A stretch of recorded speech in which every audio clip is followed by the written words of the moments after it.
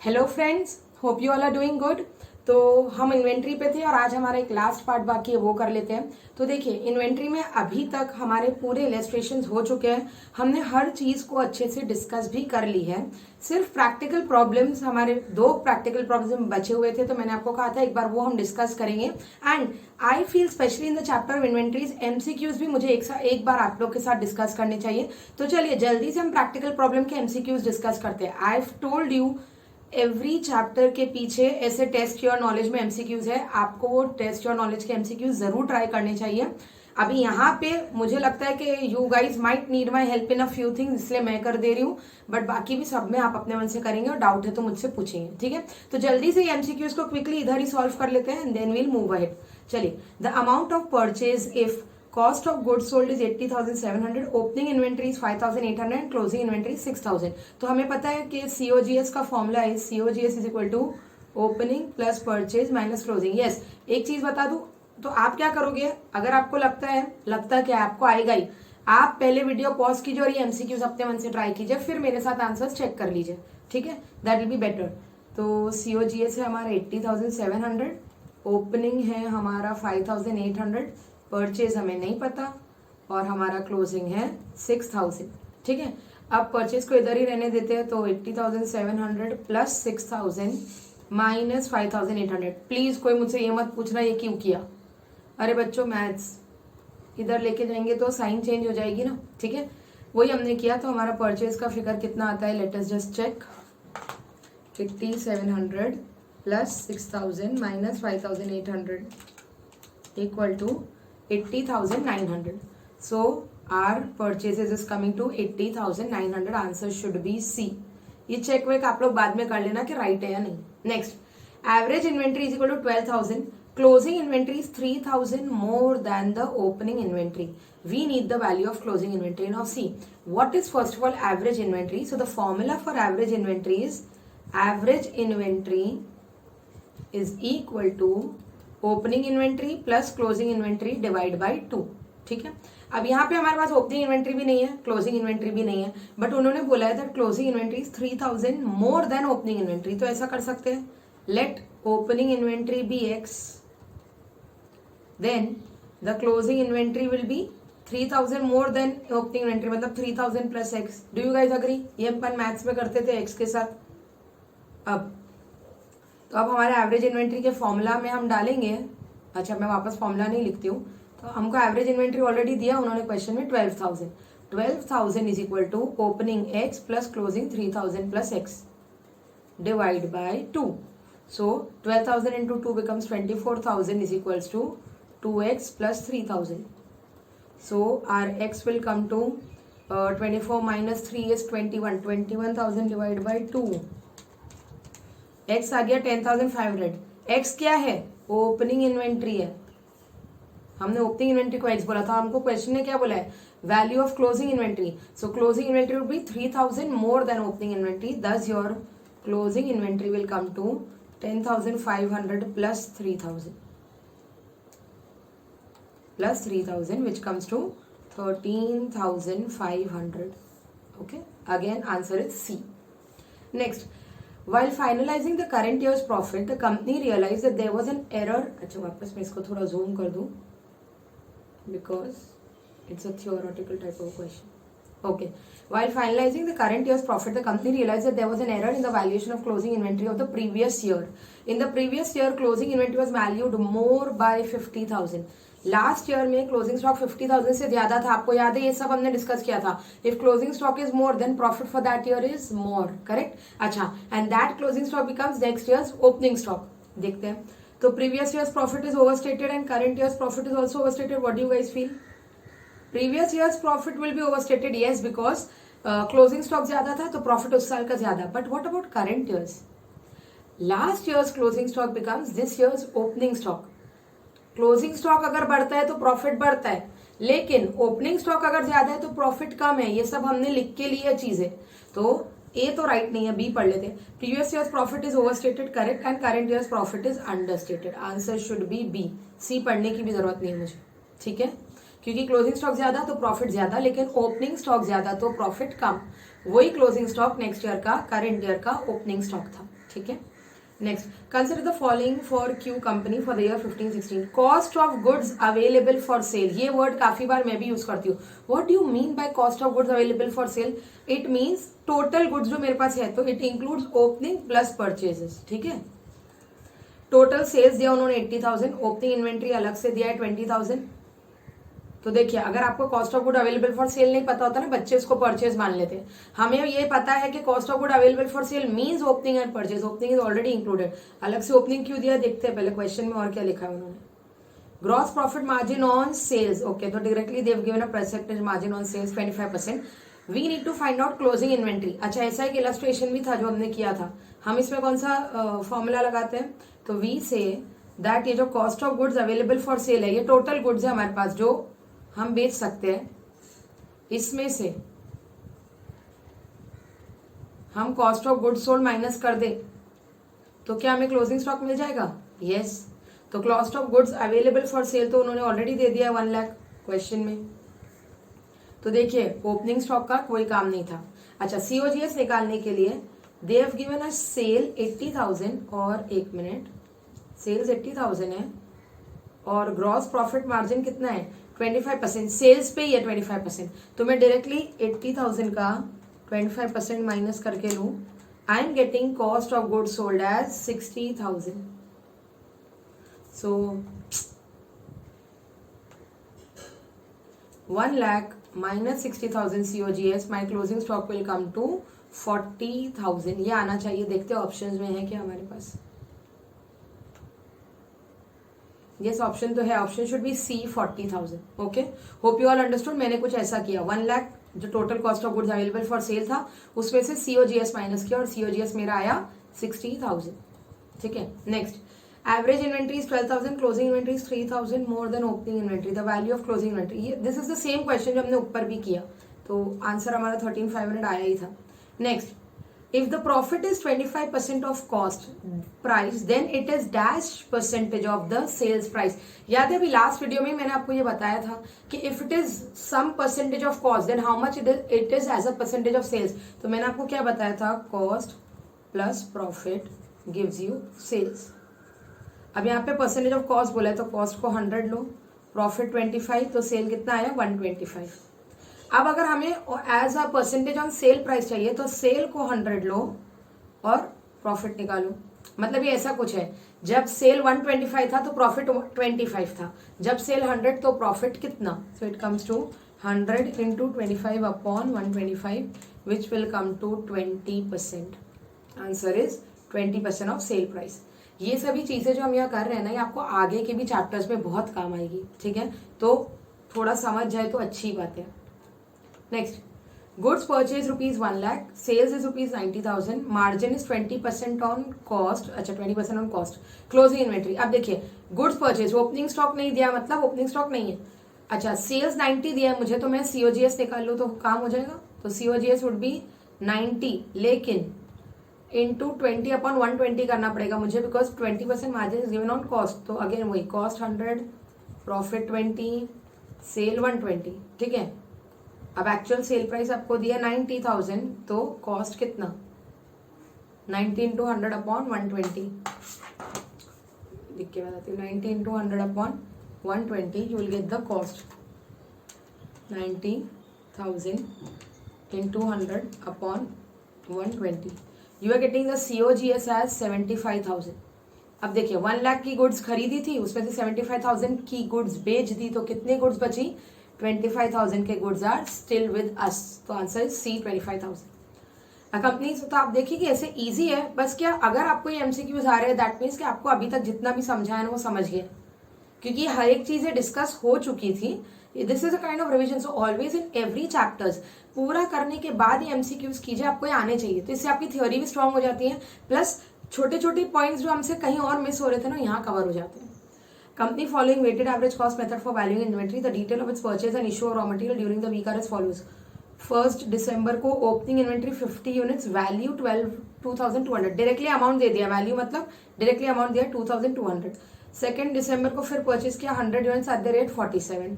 4th December को issue कर दिए 50 यूनिट्स, ठीक है। 5th December को परचेज किया 200 यूनिट्स एट 48। ओके, तो अभी हम देखिए क्या करते थे, अब मैं यहाँ पे पूरा रिसीट इशू बैलेंस नहीं बना रही हूँ, बट पहले आपके पास ओपनिंग का बैलेंस था 50 @ 2200, फिर जब आपने परचेज किया होगा 100 यूनिट्स @ 47, तो आपका टोटल कितना हो गया, आपका टोटल बैलेंस हो गया 150। आई am just writing the balance column,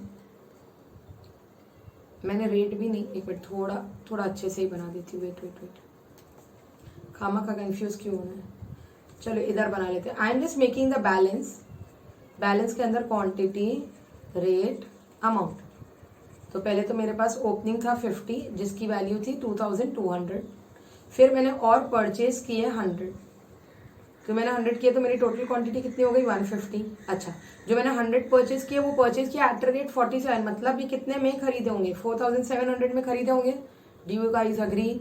100 × 47 4700, तब टोटल अमाउंट कितना आ जाएगा 4700 + 2200 कम्स टू 6900, और हमारा रेट कितना आ गया 6900 divide by 150 which comes to 46।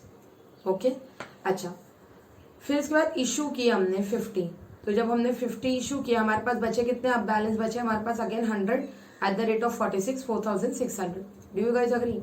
उसके बाद फिर हमने परचेज किए 200 यूनिट्स इंटू 48, 200 × 48 इज 9600 में हमने खरीदा, तो हमारे पास अब टोटल बैलेंस कितना बच गया है 200 + 100 300 यूनिट्स, और उसका अमाउंट है 9600 + 4600 विच गिव्स यू 14200। तो हमारे पास जो क्लोजिंग स्टॉक है उसका वैल्यू है 14200, और अगर उसके रेट पूछो तो it comes to 47.33। Let us see, 14200 47.33, A is the answer. अगर मेरे शॉर्टकट आपको नहीं समझा होगा तो प्लीज आप वो जो प्रॉपर था रिसीट इशू बैलेंसेस करके बनाएंगे, आपको मिल जाएगा। Cost of sales is equal to opening stock plus purchase minus closing stock, opening stock plus purchase minus closing stock. What do you think?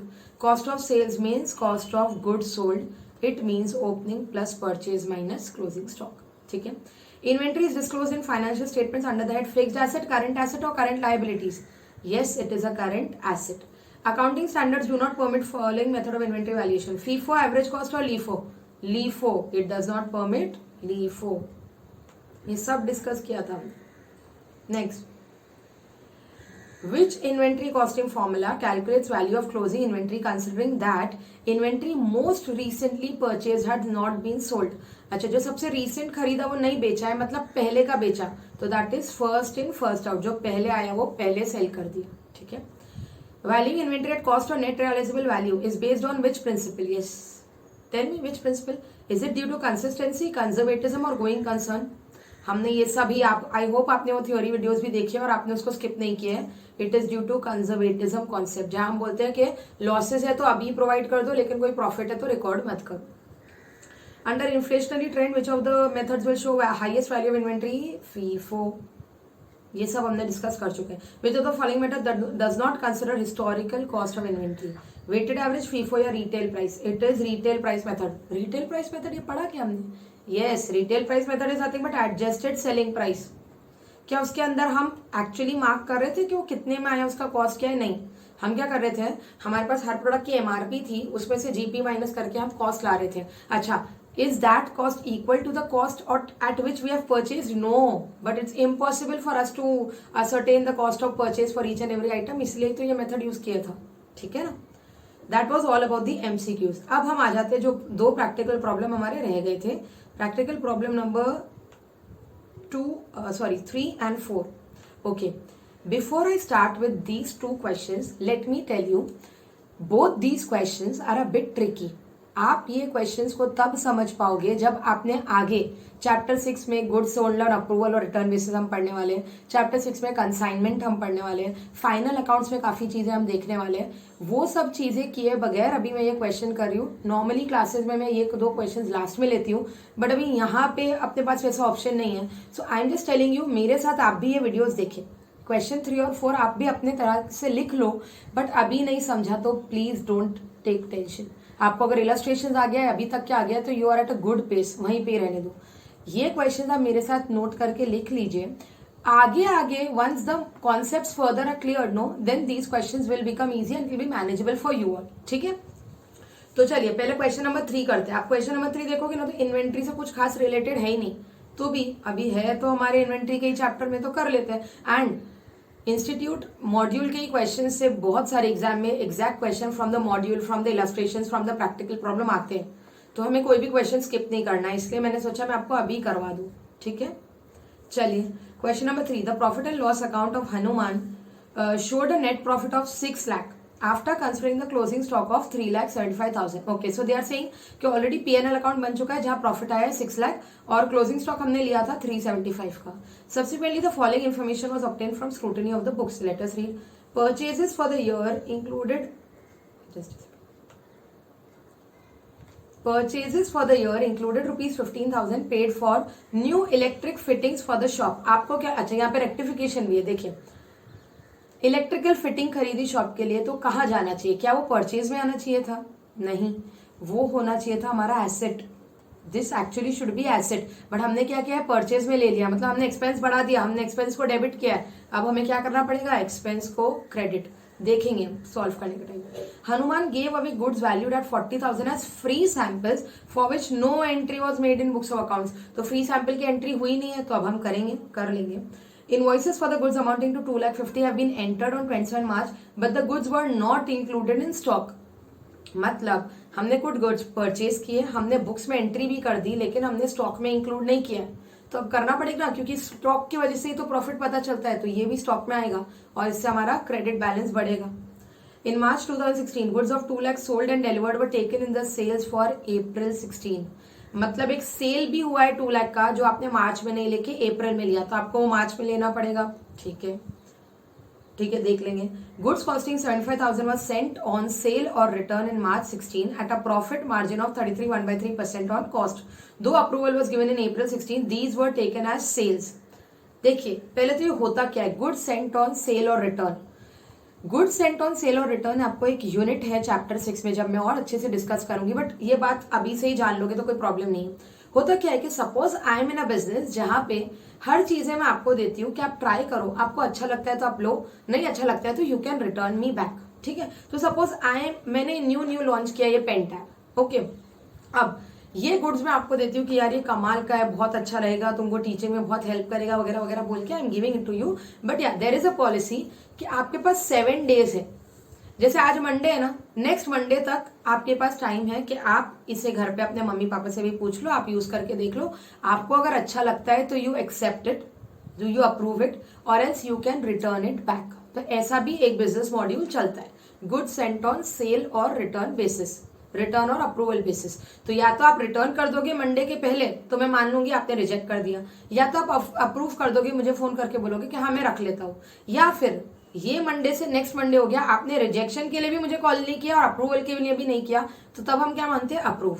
ठीक है, तो अभी मुझे ये बताइए, अगर आपने लॉ में सेल ऑफ गुड्स एक्ट पढ़ा है, तो आपने गुड्स बेचे, अप्रूवल नहीं मिला, ये गुड्स किसका है, मेरा पेन टैब बस आपके पास पड़ा हुआ है, अभी तक आपने बोला नहीं आपको चाहिए। अच्छा, वो दिन पास भी नहीं हुए, मंडे टू नेक्स्ट मंडे आया भी नहीं है, तो क्या ये गुड्स मैंने आपको बेच दिए?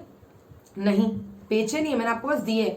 यू विल सी कि आपको लेना है या नहीं लेना है। ठीक है, ये गुड्स मैंने आपको बेचे नहीं, but they are saying they were taken as sales for March, हमने उसको सेल मान लिया था। तो क्या करेंगे वो मैं आपको बताऊंगी, बट आप समझ गए सेल और रिटर्न और अप्रूवल बेसिस में होता क्या है। तो अब उन्होंने बोला calculate the value of stock as on 31 March 16। अच्छा, उन्होंने एक स्टॉक की वैल्यू दी भी थी हमें, ये रे 375।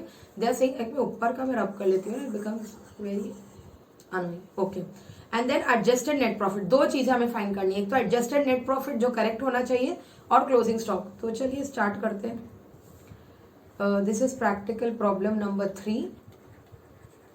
पहले मैं एडजस्टेड नेट प्रॉफिट बना लेती हूँ, तो मुझे पीएनएल अकाउंट ही बनाना पड़ेगा basically, PNL adjustment account.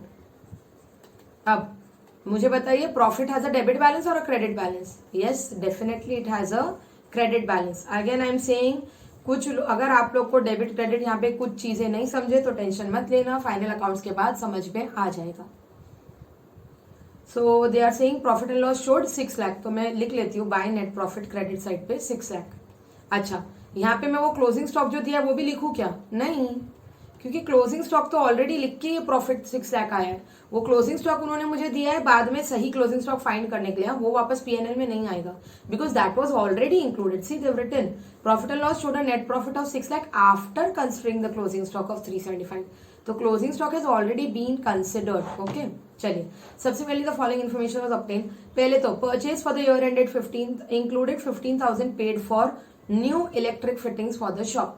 15,000 has been paid for new electric fitting. तो क्या वो परचेजेस में आना चाहिए था? नहीं, तो हमें परचेज से माइनस करना है। अच्छा, परचेज डेबिट बैलेंस होता है, उससे अगर माइनस करना है तो what I can write, purchase से डेबिट करना मतलब मैं क्रेडिट साइड पे लिख सकती हूँ, तो बाय इलेक्ट्रिकल फिटिंग। समझ रहे हैं आप लोग? वो परचेज में था, उससे हटाने के लिए मैंने अब ये क्रेडिट साइड में लिखा। कितना? 15,000, क्योंकि यहाँ पे मेरे को कोई फिगर मैं माइनस में नहीं लिख सकती थी, इसलिए मैंने उसको क्रेडिट साइड पे लिखा है। ठीक है, चलिए next. Hanuman gave away goods valued at 40,000 as free samples for which no entry was made in the books of accounts. Tell me, what is the entry for goods given as free sample? तो आप करते हो advertisement account debit to purchase credit, right? Advertisement debit होता है, advertisement भी है क्या expense, कहा जाएगा पीएनएल में, तो हम एडवर्टाइजमेंट को डेबिट कर देते हैं क्योंकि एंट्री हुई नहीं, तो एडवर्टाइजमेंट डेबिट हो जाएगा कितने से? 40,000। अच्छा, अब second effect, to purchase credit होता है या फिर to goods distributed as free sample, दोनों में से goods are going out, goods जो क्रेडिट होते हैं वो भी तो ट्रेडिंग अकाउंट में दिखते हैं, तो उसी भी इधर लिखना पड़ेगा by goods given as free sample. तो आप देखो कि डेबिट और क्रेडिट इधर ही हो गया। आप बोलोगे मैम इग्नोर कर देते, नहीं, हमें एग्जामिनर को बताया कि हमको आता है, अगर आप लिखोगे ही नहीं मतलब आपको नहीं आता था, आपने छोड़ दिया, मैंने छोड़ा नहीं। ये एडवर्टाइजमेंट एक्सपेंस एक्चुअली गोज इन पीएनएल जब हम फाइनल अकाउंट में देखेंगे, and this part is actually trading credit का पार्ट। बट जो भी, हम भी तो ट्रेडिंग पीएनएल एडजस्टेड वाला बना रहे, तो उसमें मुझे दोनों इफेक्ट देना पड़ रहा है, debit and credit both, same 40,000। Okay, next, invoices for goods amounting to 2,50,000 have been entered on 27 March but the goods were not included in stock. Stock में इंक्लूड नहीं किया। क्लोजिंग स्टॉक आप कहाँ लिखते हो? क्लोजिंग स्टॉक भी आप trading account के क्रेडिट साइड पे लिखते हो, करेक्ट? उसमें 2,50,000 ऐड नहीं किया, तो अब ऐड करो। So by I can, should I write the word closing stock और I will say goods not included in stock. Purchase किया लेकिन स्टॉक में इंक्लूड नहीं किया था।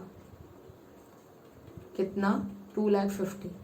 अच्छा, अब यही पढ़ के मुझे याद आ गया कि ये अब हमें स्टॉक में भी इंक्लूड करना पड़ेगा। मतलब अगर सपोज साइमल्टेनियसली मैं क्लोजिंग स्टॉक भी निकाल रही होती, तो देखिए closing stock given in the question कितना है? क्वेश्चन में जो क्लोजिंग स्टॉक दिया है that is 375। Don't you think इसमें ये 2,50,000 जो परचेज किया था लेकिन सिर्फ इंक्लूड नहीं किया, वो इंक्लूड करना पड़ेगा? यस, करना पड़ेगा। So I will add goods purchase not included, and that comes to 2,50,000। Okay, बाकी कुछ चीजें देखिए आप ऊपर, बाकी देखिए वो तो इलेक्ट्रिकल फिटिंग थी, goods given as free samples वो ऑलरेडी जा चुके हैं, तो वो क्लोजिंग स्टॉक में वैसे भी नहीं आएंगे, खाली एंट्री नहीं हुई थी तो हमने एंट्री की है। ठीक है, चलिए आगे बढ़ते हैं। In March 2016 goods of 2 lakh sold and delivered were taken in the sales for April. अच्छा, गुड्स बेच दिए, डिलीवर भी हो गए मार्च में, मतलब वो क्लोजिंग स्टॉक से हट गया, लेकिन सेल की एंट्री अप्रैल में की। आपको कब करनी पड़ेगी? मार्च में। Sales is a credit balance, तो यहाँ पे by sales which was erroneously entered in April, आपको मार्च में ही लेनी पड़ेगी, और अमाउंट कितना आ जाएगा? 2 लाख। ठीक है, next last point I think बचा हुआ है। Goods, the main important word is costing. बताती हूँ क्यों। Goods costing ₹75,000 were sent on sale और return in March 2016 at a margin of profit of 33.1/3% on cost. The approval was given in April, these were taken as sales for March. तो मैंने अभी आपको बताया कि गुड्स मैंने बस approval में भेजे, अप्रूवल पे दिए हैं, वो गुड्स अभी तक अप्रूव नहीं हुए, टाइम भी पास नहीं हुआ है, लेकिन हमने क्या किया? मार्च में उसको सेल मान लिया। क्या सेल मानना सही है? नहीं। अच्छा, अब जब आपने गुड्स दिया होगा या सेल माना होगा तो सेल प्राइस पे माना होगा बच्चों, तो पहले तो ये सेल आपको क्या करना पड़ेगा? रिवर्स करना पड़ेगा। अच्छा, पर उसके लिए मुझे सेल प्राइस निकालनी भी पड़ेगी। देखिए 75,000 उन्होंने मुझे जो दिया है दैट इज कॉस्ट, तो 75,000 पर मुझे ये 33 1/3% ऐड करना पड़ेगा। 33 1/3% आप करके देखो, इट्स 1/3। 75,000 का 1/3 विल कम टू 25,000, तो it will actually be 1 lakh. मतलब जो गुड्स 75,000 के थे वो मैंने कस्टमर को कितने के लिए दिए, 1 लाख पे दिए, ठीक है। और उसको सेल मान भी लिया, सेल क्रेडिट होता है, तो अब मुझे वो सेल रिवर्स करना पड़ेगा to goods sent on approval. मैंने सेल को रिवर्स किया और अमाउंट कितना, 1 लाख। समझे आप 1 लाख क्यों आ रहा है? क्योंकि आपको वो गुड्स की कॉस्ट दी है 75,000, आप उसके ऊपर प्रॉफिट मार्जिन ऐड करोगे तो आपको सेल प्राइस मिलेगा 1 लाख। और ये हमने क्या किया, सेल को रिवर्स किया, बेसिकली सेल रिवर्स। अच्छा, ये तो ठीक है यहाँ तक, बट इसके दो इफेक्ट होते हैं, वही वो सब चीजें मैं आपको बाद में बताऊंगी। ये अब ये गुड्स, ठीक है, वो सेल नहीं है, तुमने रिवर्स कर दिया, बट ये गुड्स कस्टमर के पास पड़े हुए हैं, मतलब ये क्लोजिंग स्टॉक में तो इंक्लूड नहीं हुआ है। तो आपको नहीं लगता ये हमारे गुड्स है तो क्लोजिंग स्टॉक में इंक्लूड करना चाहिए? यस, डेफिनेटली करना चाहिए। लेकिन अब क्लोजिंग स्टॉक में मैं इंक्लूड करूंगी तो मैं कॉस्ट प्राइस पे करूंगी या सेलिंग प्राइस पे करूंगी? मैं कॉस्ट प्राइस पे करूंगी। तो I have to write here also by goods with customer, ऐसे लिख देती हूँ। आपको ये समझ जाएगा आगे, डोंट वरी।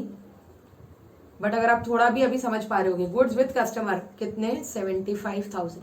तो ये भी हमारा स्टॉक है, बस जो हमारे पास नहीं है, ठीक है। तो आपको नहीं लगता ये भी आना चाहिए था क्लोजिंग स्टॉक में, plus goods lying with customer, ये हमारा ही स्टॉक है। तो आई थिंक क्लोजिंग स्टॉक का तो आंसर यही मिल गया हमें।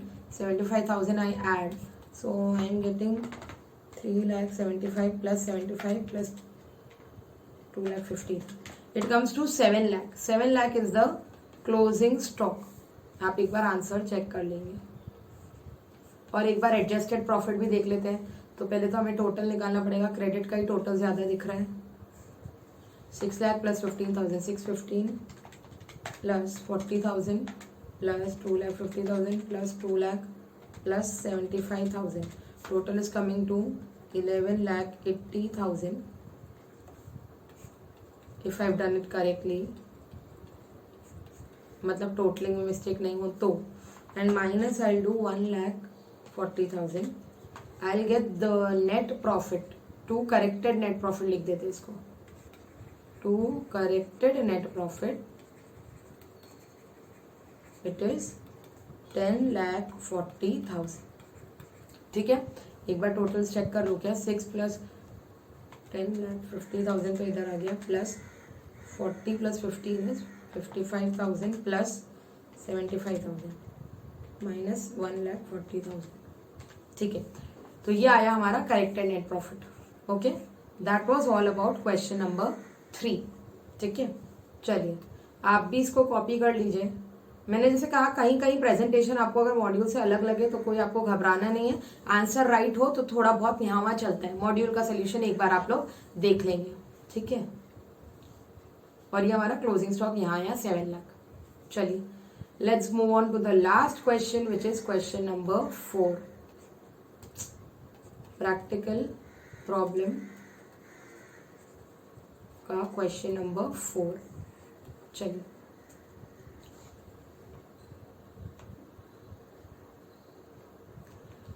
physical verification, now this is just like reconciliation wala, physical verification of stock in a business was done on 23rd June 16. The value of stock was 48 lakh. The following transaction took place between 23rd June to 30th June. और हमें क्या करना है, determine the value of stock on 30th June. अब यहाँ पे क्या हुआ है, यहाँ पे हमको forward reconciliation करना है। 30th June year end होता है, बट हमने स्टॉक ले लिया 23rd जून से, 23rd जून को ही फिजिकल काउंटिंग कर दी, तो 23rd से 30th तक जाना पड़ेगा। ओके, तो इस केस में हम क्या करते हैं, परचेजेस वगैरह को ऐड करते हैं, सेल्स वगैरह को लेस करते हैं। चलिए तो रिकंसिलिएशन जैसा करना है, लेट अस सी। तो एक काम करते हैं, हमारे पास जो 23rd जून का स्टॉक है वो लिख ही लेते हैं, एक को लेके चलेंगे। स्टॉक एज ऑन 23rd जून कितना है, it is 48 lakhs rupees, 48 lakh.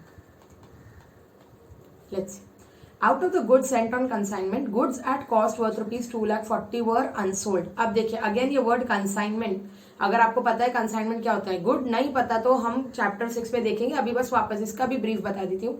Now consignment is a type of business where in suppose, जैसे मेरा ये पेंटैप का बिजनेस है, आई एम इन पुणे, मैंने अपने एजेंट को नागपुर में अपॉइंट करके रखा है। वो कौन है? मेरा एजेंट। मैं उसे क्या बोलती हूँ, मैं ये पेंटैप्स लॉन्च कर रही हूँ, मैं तेको भी मेरे पेंटैप्स देती हूँ, तुम भी उसको बेचो।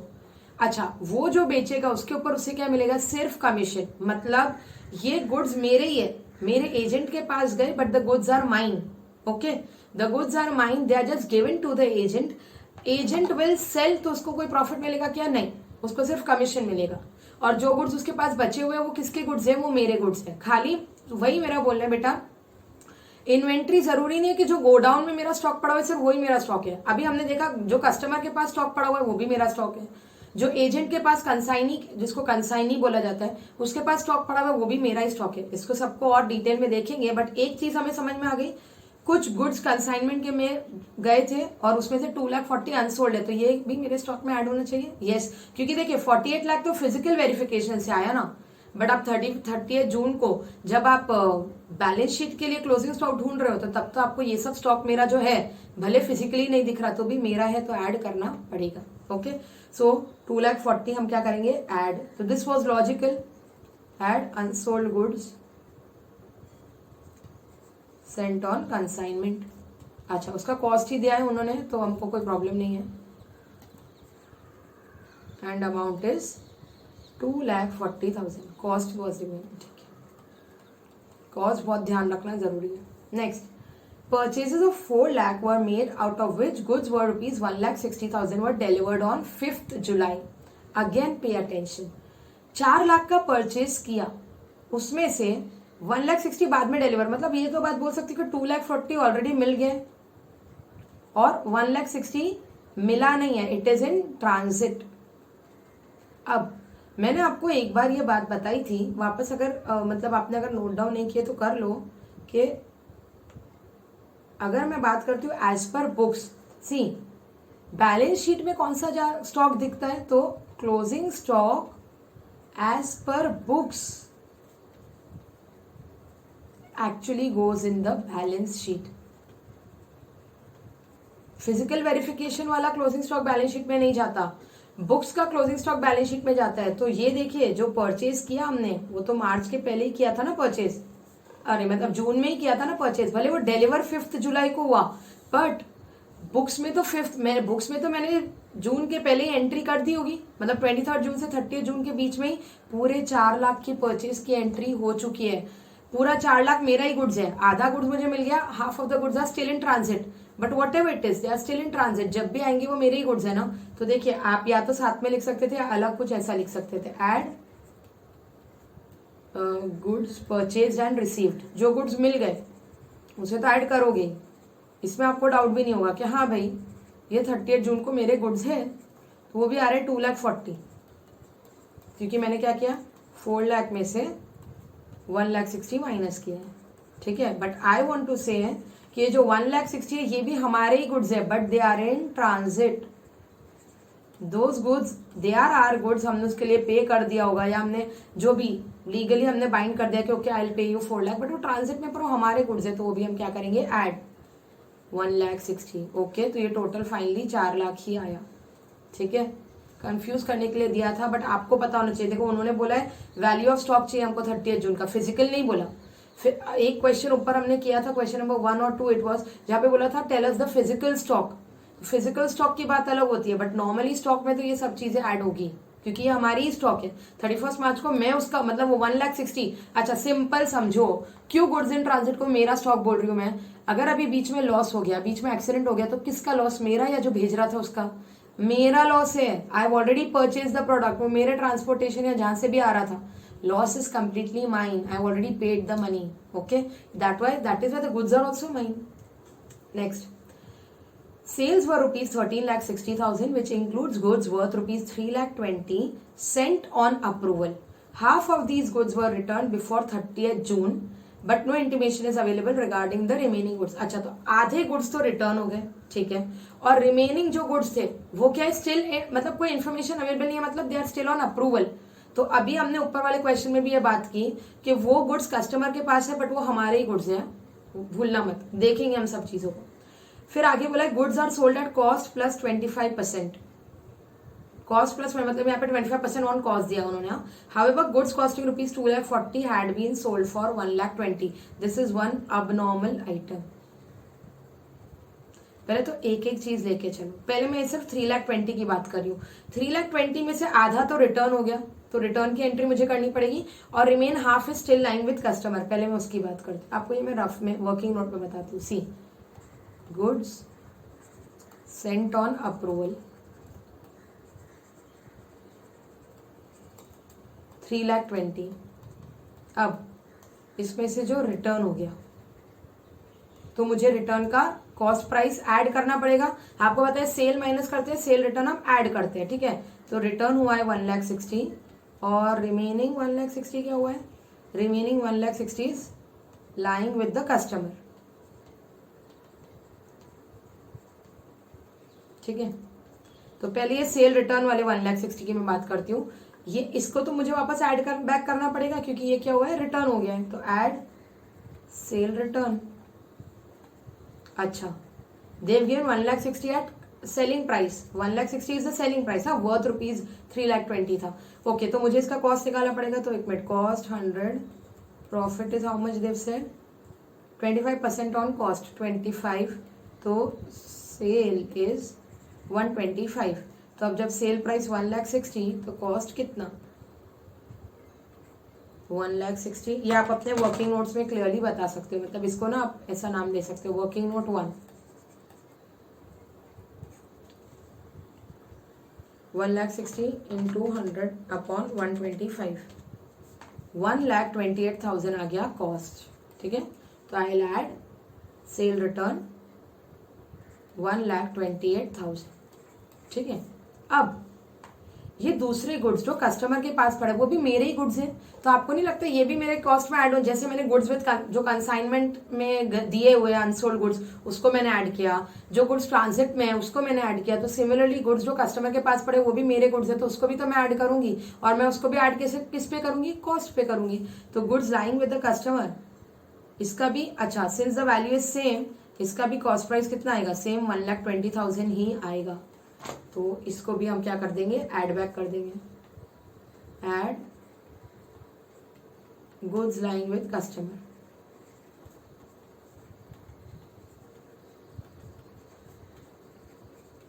Again it will come to 1,28,000, ठीक है। चलिए अब आ जाते हैं मेन सेल्स पे। सेल्स उन्होंने टोटल दिया है 13,60,000 और जिसमें से बोला है एक अबनॉर्मल आइटम था 2,40,000 कॉस्ट था जिसका, और हमने उसको बेचा है 1,20,000 में। तो अब मैं सेल्स को नॉर्मल और अबनॉर्मल में करूंगी डिवाइड। ये भी मेरा वर्किंग नोट 2 है। सेल्स वॉज टोटल 13,60,000, ठीक है। अच्छा, इसमें इंक्लूडेड था 320 बच्चों, बट अब मैं ये 320 को नहीं ले रही क्योंकि 320 मैंने ऑलरेडी ऐड कर दिया। देखिए, आप सेल्स माइनस करोगे ना, और ये सेल रिटर्न और ये 320 का इफेक्ट मैंने ऑलरेडी ऐड कर दिया, तो मैं वापस नहीं हटाऊंगी उसमें से, क्योंकि यहाँ पे मैं टोटल 13,60,000 मान लेती हूँ सेल्स, क्योंकि जो हर चीजें हटानी थी उसको मैंने ऐड कर दी है, तो ऑलरेडी वो चीजें हट गई है। ट्वाइस मैं करने जाऊंगी तो फिर प्रॉब्लम हो जाएगी हमारे साथ। आंसर मतलब 2 बार हो जाएगा, यहाँ से भी हटा दिया, वहां से भी ऐड कर दिया, आपने 2 बार हटा दिया, हो जाएगा। आपने ऐड कर दिया मतलब आपने वो पॉइंट हटा दिया, ठीक है। तो आप अब सेल्स को सिंपल ले सकते हो। यही चीज उन्होंने, मैं आपको बताऊंगी, मॉड्यूल में सोल्यूशन थोड़ा ज्यादा ट्रिकी है। उन्होंने जैसे मॉड्यूल में सोल्यूशन दिया है ना, मेरे को तो अच्छा नहीं लगा। ये this is a better and easier way to solve it. आप इसको देख के करेंगे आपको वो समझ में आ जाएगा क्वेश्चन। 13,60,000 में से थोड़ा तो नॉर्मल सेल्स है और थोड़ा अबनॉर्मल है। अबनॉर्मल सेल कितना है देख लेते हैं। अच्छा, मुझे क्यों निकालना जरूरी है, क्योंकि मुझे सेल्स का कॉस्ट प्राइस चाहिए, that is why I am doing all this तामझाम, ठीक है। तो अब normal sale was goods costing rupees 2,50,000 had been sold for 1,20,000।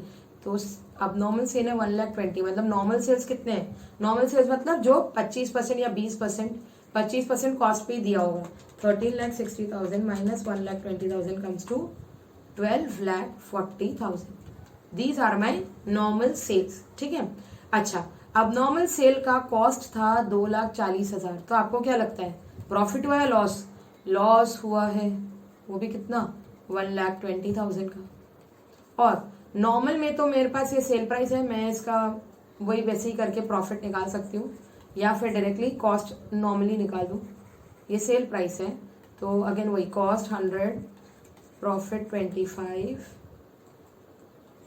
तो मैं डायरेक्टली प्रॉफिट ही निकाल रही हूँ, that is a reason. Sale 125. तो अब जब सेल 12,40,000 है तो प्रॉफिट कितना, it will come to 12,40,000 into 25/125 which comes to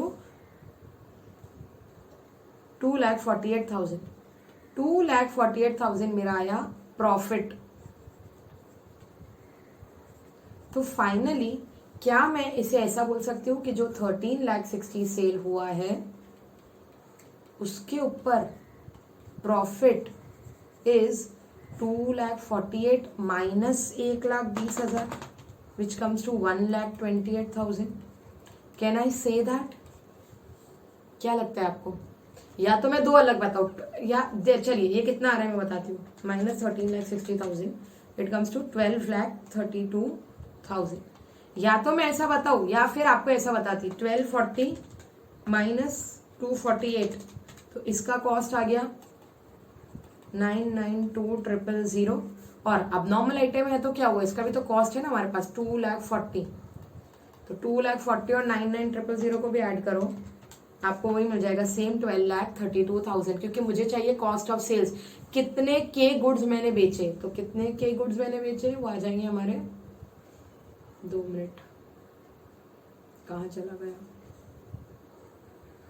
something happens to this, yo it's your, so sorry.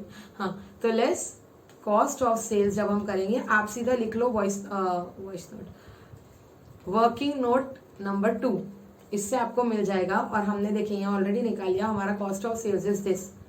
या मैं चलिए एक बार लिख ही लेती हूँ वापस, 13,60,000 माइनस 1,28,000. 1,28,000 कैसे आया, एक ग्रुप ऑफ सेल पे तो प्रॉफिट था बट एक ग्रुप ऑफ सेल पे लॉस था 1,20,000. प्रॉफिट में से लॉस माइनस करके ये मेरा आ गया फिगर 12,32,000.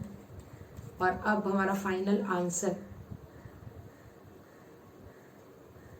तो स्टॉक एज ऑन 30 जून चाहिए मुझे. Stock as on 30th June, it is 48 lakhs plus 2,40,000 and 2,40,000 is 4,80,000 plus 1,60,000 plus 128 plus 128 total minus 12,32,000. It comes to 44,64,000. This was question number 4. आप मॉड्यूल में solution देखोगे तो मैच, मतलब solution करने का तरीका अलग है बट आंसर मैच कर जाएगा. वो मेथड मुझे ज्यादा ट्रिकी लगता है, ये method is I think much better. खाली एक चीज समझना है कि सेल रिटर्न और गुड्स लाइन विद कस्टमर, जो 3,20,000 अप्रूवल वाला पार्ट था उसको मैंने ऑलरेडी ऐड कर दिया, इसलिए मैंने यहाँ पे फिर से उसको माइनस नहीं किया. 13,60,000 से फिर से उसको माइनस नहीं किया. ठीक है. So that was all about the chapter of inventories. Like I have told you, specially for this chapter I would, it's just my suggestion, आप आगे के क्वेश्चंस अच्छे से करो तो नो इश्यूज. बट मेरा बोलना है आप इन्वेंट्रीज के लिए मॉड्यूल के ही क्वेश्चंस बहुत अच्छे से करना. मैंने आपको बताया रिकंसिलिएशन वाला एक क्वेश्चन एग्जाम में अभी तक आ चुका है, दैट डजंट मीन वापस नहीं आएगा. एक तो CA is expect the unexpected, तो कुछ भी आ सकता है. बट आई वुड से कि specially for this chapter technical हो जाता है वो. मैं हर चैप्टर आपको every question which I do give in inventory ना, सब में आपको डाउट्स आएंगे. तो बेटर है कि जितने क्वेश्चन हमारे पास मॉड्यूल में उसको अच्छे से करेंगे. और उसके अलावा खाली आरटीपीज में जो आपको क्वेश्चन दिए सब में सीए इंस्टीट्यूट सोल्यूशन के साथ देती है, सिर्फ वही करोगे. एक्स्ट्रा क्वेश्चन इन्वेंट्री के लिए आपको करना है तो आपकी इच्छा, नो डाउट. बट अगर आपको लग रहा है कि आप कंफ्यूज हो रहे हो, बेकार फिर वो चैप्टर से डर रहे हो, तो अवॉइड. सिर्फ मॉड्यूल के इलस्ट्रेशन, मॉड्यूल के क्वेश्चंस कर लिया and it is done. Okay, चलिए, सी यू ऑल.